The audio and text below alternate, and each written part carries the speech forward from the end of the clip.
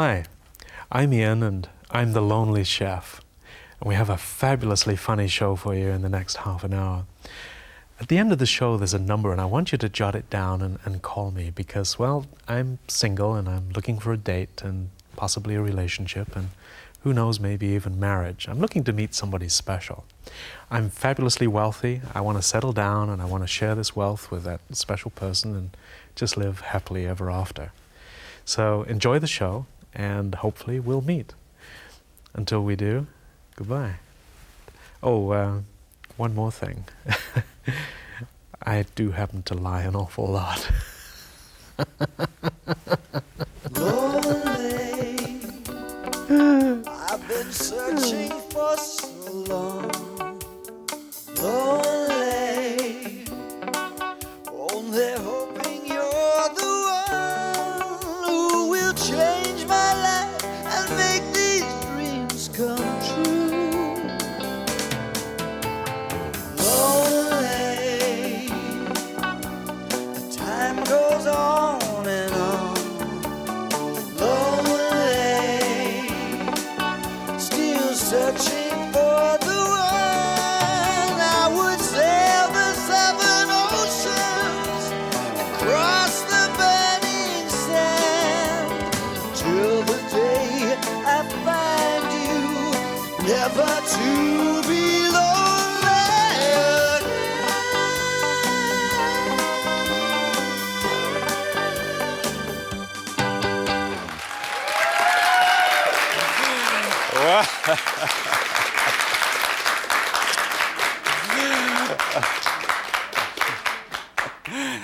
Well, as you can plainly see, I've just returned from Africa where I was filming my latest saga. I happened to meet a young lady over there who's absolutely gorgeous and, well, we had this little tryst and it's resulted in her coming to my apartment tonight to enjoy one of those wonderful Hollywood-type meals, if you know what I mean. Now, I have been in the movie business, and it's an interesting business, and I'm going to tell you all about some of the classic films that I've done. I'm also going to tell you about some of the Academy Awards that I've been nominated for in the past 30 years of a very illustrious career. And so we'll get right to the cooking. We've got a delicious meal to put together, and we'll be right back in just a couple of minutes, so stay tuned. We'll be right back.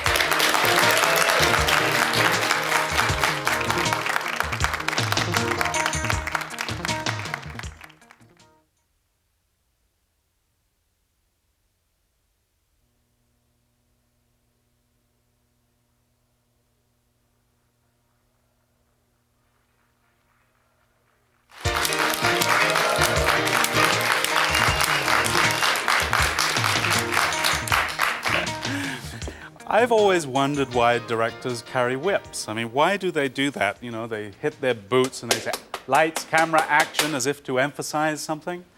Never figured out why they used whips. But I'm sure there's a purpose for it somewhere on a Hollywood set. Anyway, we'll just toss that little baby and get on to a wonderful meal. But before we do start, I really am serious that, you know, I have had a fairly illustrious career in the movie business. And I started off in this business as a sort of a camera person and so on. And in fact, I did receive 2 awards for camera work from the Academy. But, but then I moved on to acting and so on. And that's where I really got my big break. You see, and you probably remember this, but many years ago when Clint Eastwood came on the scene, he did a series of spaghetti westerns. Well, he actually stole that character from me because it's true, I was actually involved in a film called The Good, the Bad, the Ugly, and the Wealthy. And this is me here, and you can see that there's a certain likeness that he took from me, and I have to, at some point, consider some legal work against Clint, but we'll deal with that later. I think I want to meet him man to man and go toe to toe with him and just see who's the better guy, if you know what I mean. Anyway, it didn't stop there. From there, I moved on to another film, a very successful film, a series of films actually. And this is where I was doing all of the stunt work. And again, you can see I was doing what Harrison Ford took from me. And it's absolutely true. It's absolutely true. And it's the kind of thing that actors like myself who win a lot of awards, they inspire people, and they steal ideas from me. It's part of the business, I accept it, and so on. Anyway, from there I ended up doing a cooking show called The Lonely Chef. And I think I'm up for an Emmy this year. So after 30 years in the business, it's gratifying to know that I'm appreciated by my peers. Anyway, we've got a great meal here. What we're going to cook up for this young, beautiful movie actress that's coming through the door in a little while are some oysters. And these are the oysters in the shell here. Now, there is a really easy, simple way to get these oysters out of the shell. But it takes a little bit of trying and so on. Normally what you do when you have these oysters, you have a very frustrating time trying to get them out. But there is a simple way, and I'm going to show you. See, the oyster has a, let me find another one here that's, this is a better example here. You look at the oyster and you look for the flat side to be on top. This is important, all right, because there's a secret to doing these things in just a few seconds. Sometimes you can tackle these things and it's so frustrating because it'll take you 5 minutes to open one, but there's a very simple, easy way to do it. You put the flat side up, the bottom side down. That's the key.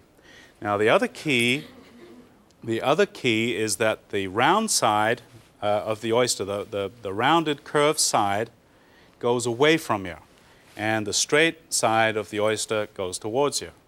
Then you take your oyster shucker, and the muscle that attaches the oyster to the shell is located right here, in this area right here.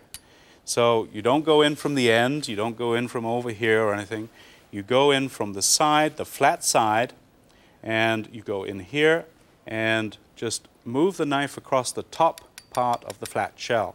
And I'll just put this down here and see if what I've just told you works. So you just push it in and cut across. And as soon as you've cut that muscle, the shell will open. It's relatively easy. Just pull it open, and there's your oyster.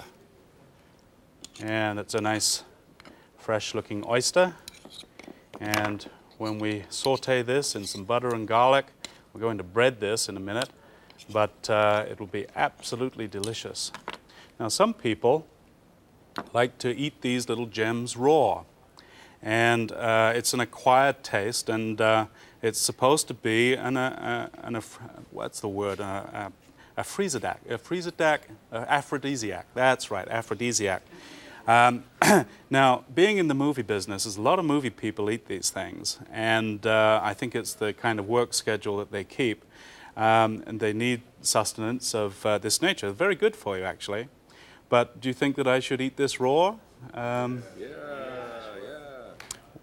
Are you sure that you want me to slide this?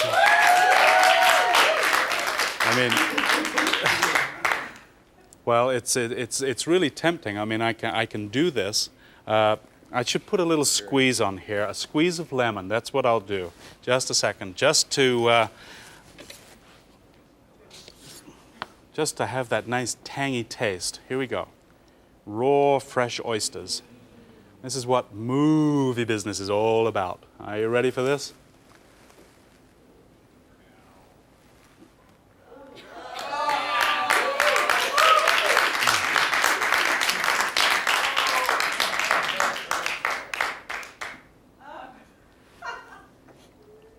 Keep it down.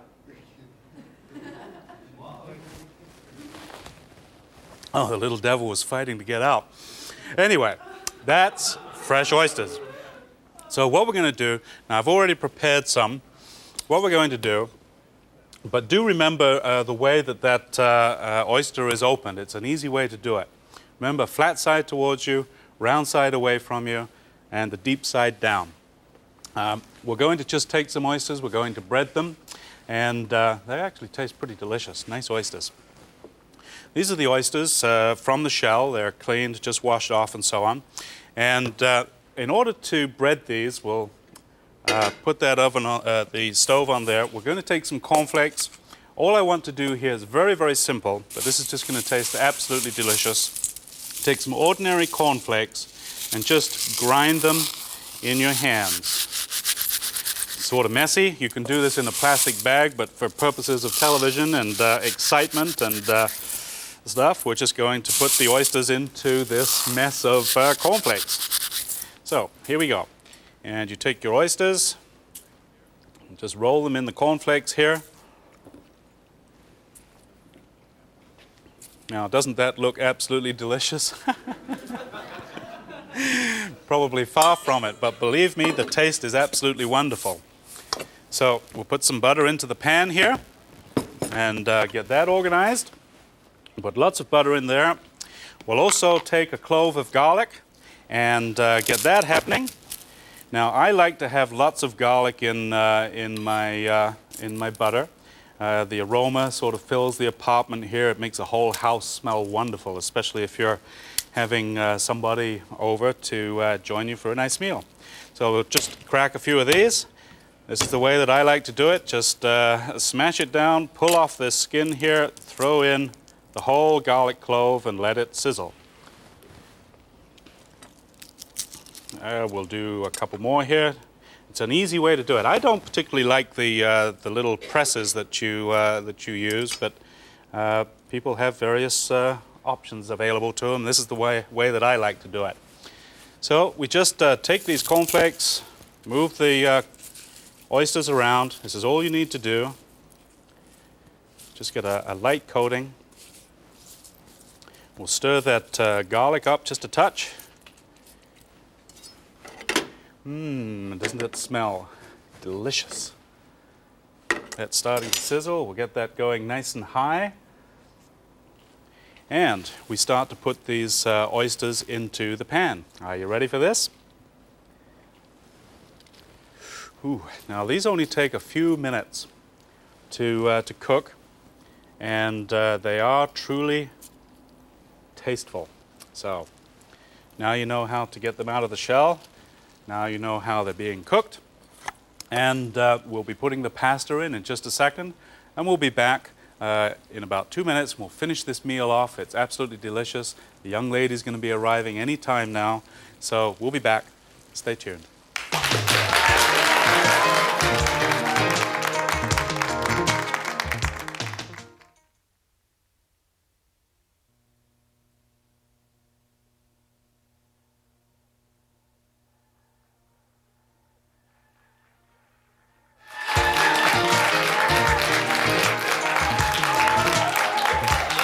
Lights, camera, action, lights, camera, action. Okay, we're just going to finish off this meal before this young lady arrives. And we're going to cook up some prawns and peppers and again in garlic butter. It's just going to be absolutely delicious. Now, I've also made an Alfredo sauce, which is going to be poured over this. And I tell you, it's a really easy, simple, tasty way to do something for a date. Whether you're a chefette or a chef, it's an easy one to do. And I got to thank all of you folks for calling in and getting these tapes and these recipe books and these letters that are coming in, because it's just great. I have a real difficult decision in the near future trying to see who's on the show. And you're more than welcome to try and get on this show and be my special date guest, whatever, if you know what I mean. We'll put you up at a beautiful hotel for a weekend and you'll be my special guest. Really? Anyway. Let's get back to the last part of this preparation. I should tell you how I met this girl. As I mentioned, I was doing an epic in Africa, and it was actually an underwater epic. It was kind of a remake of an older film, and this one is entitled 30 Leagues Under the Sea. Well, we were actually filming in a submarine, and I happened to look out of one of the portholes, and I saw this girl having problems. She was scuba diving, and she was having problems with about 30 or 40 sharks that were encircling her. And so I I happened to have my wetsuit on, which I always carry in a special briefcase that I have, which I sort of inherited from British intelligence. And so I slipped my aqualung on, and I have one of these little tiny ones from British intelligence. You just stick them up your nose, you know, and they're good for about for a week underwater. Anyway, I went out of the submarine into the shark-infested waters and quite literally saved this girl. Well, she was unconscious at the time. You know, the sharks had been nibbling, and she'd gone into shock and panic and stuff like that. Well, I had my special British intelligence anti-shark repellent, and it's a sophisticated kind of electronics gadget, which I don't really want to get into because I'm still under the Official Secrets Act. And so anyway, I saved this girl, and I sort of fought off the 30 or 40 sharks, and I pulled her towards the beach, which was about 30 miles away. And what happened was that with about 30 quick pushes on her chest, she regained consciousness. I had to be very careful, of course, that there wasn't brain damage with this girl because, you know, in the movie business, it's very important to be intellectual. I mean, I'm a case in point, right? Anyway, that's how I met this girl, and so we started talking on the beach, and there was one other instant there where there was 30 very poisonous African snakes crawling down the sand towards her, which I quickly dispatched with my British intelligence secret sheathed knife, which I usually carry in my wetsuit in a particular place that I won't mention. But anyway, I should continue this story at another time because she's going to be here in a minute anyway. But we'll just finish with this. What we've got are some nice prawns, and while I've been talking to you about how I met this girl, I've been preparing these things. I'm just going to throw these into the pan, and they only take a couple of seconds here to sizzle up and turn nice and pink. And we're just going to chop up a little pepper here and get this underway, because this will add a nice bit of color to the meal. And I think I should probably start getting some mood music into this place. So I have my little mood machine, and I'll push the mood button, get a little music in the background, get everything sizzling and ready to go, shake up a couple of pans. We'll throw in a couple of peppers here. Oh, now doesn't that look nice? We've got to dice up some lemon. We got this ready. Oh, now listen to that music. I happened to actually write this piece of music about 30 years ago, and it was nominated for Best Song at over 30 film festivals. So, what the heck? We'll just squeeze a little bit of lemon into the prawns.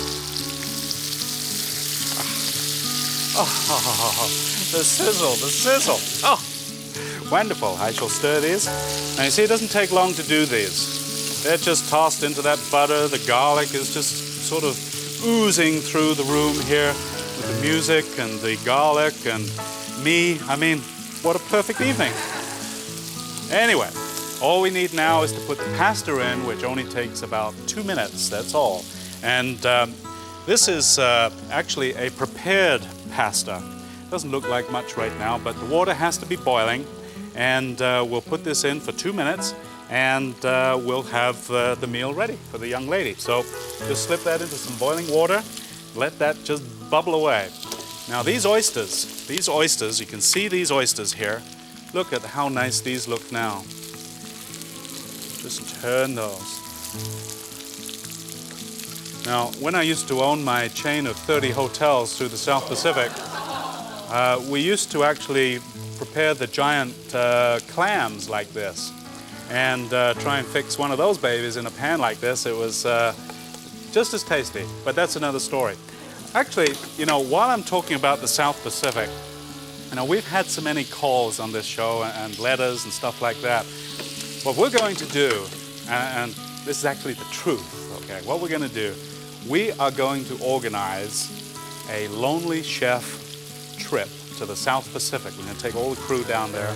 we're going to have 1 week at this very small little boutique hotel, and we're going to have romantic sunsets and lots of food, all kinds of bits and pieces, dancing, and we're probably going to take about 200 people down there. Now, if you're interested in that, then you need to get in touch with us at the end of the show, and there's a number there that you can call. This is just about ready here, so what I'm going to do is get changed. I'm going to serve this, and the movie actress, well, she'll be here coming through that door, and we're in for a wonderful, wonderful evening of rich, beautiful food and beautiful ladies. So we'll be back in just a second.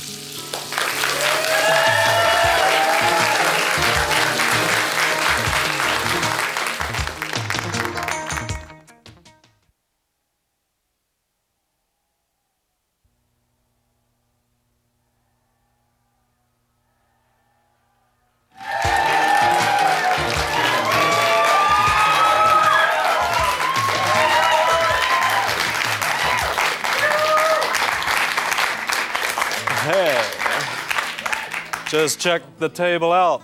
Yes, this is true Hollywood type style, if you know what I mean. Action.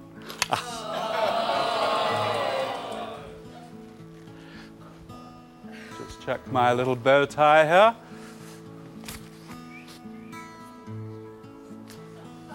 Perfect. Darling, how are you? Kissy, kissy, poo, poo, kissy, kissy, poo, poo. Yes, oh, well, you look gorgeous. Let me take your coat. Let's discuss this part that I have in mind for you, this little role. Why don't you come on over to the table, and why don't you take this little chair here that I've prepared for you? There you go.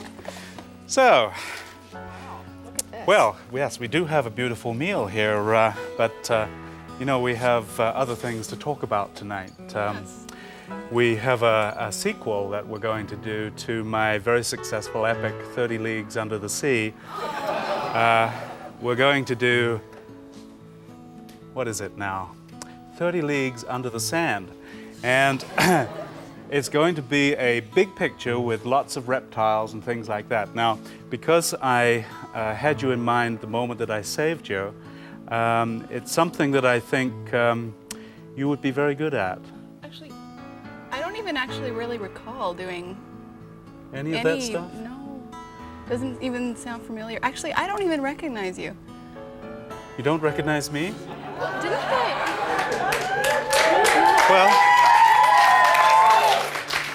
Well, that's Hollywood, isn't it? Actually, didn't we actually see you? Weren't you the guy who brought us the sandwiches on our last movie set?